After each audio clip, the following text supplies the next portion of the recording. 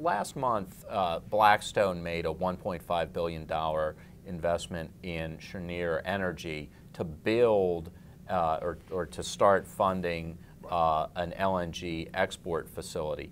How much does it take to build one of these facilities, and where are potential builders looking to finance?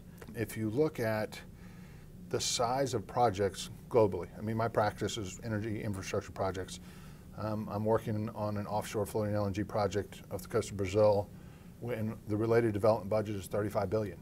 And so the question is, who has $35 billion? The answer is not a lot of people. And so you've got to lay off risk.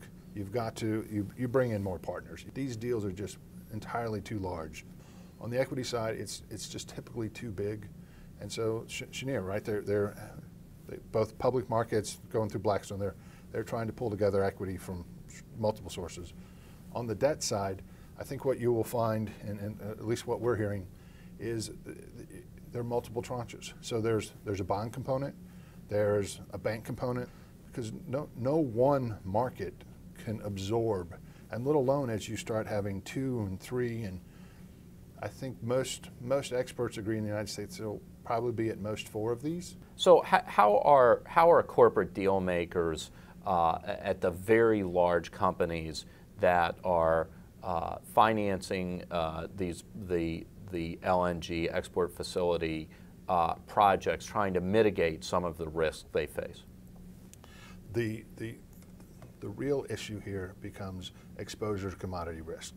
So if the price of natural gas can vary in over a 4-year span between $2 and $13 or $14, that's not something a bank can get their hands around. The hedges that you would have to put in place to levelize the income stream make it uneconomic. So the structuring involves removing the commodity piece or the commodity risk out of the financing.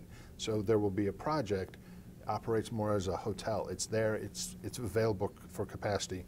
Someone else is buying and selling the commodity, and then the buyer of the LNG will then sell at a pass-through, a net back price, to the ultimate users in Japan or in France or wherever, is the way the structure is designed to approach more of a pipeline or more of a service that's being offered as opposed to a commodity that's being sold. That's the way we're structured.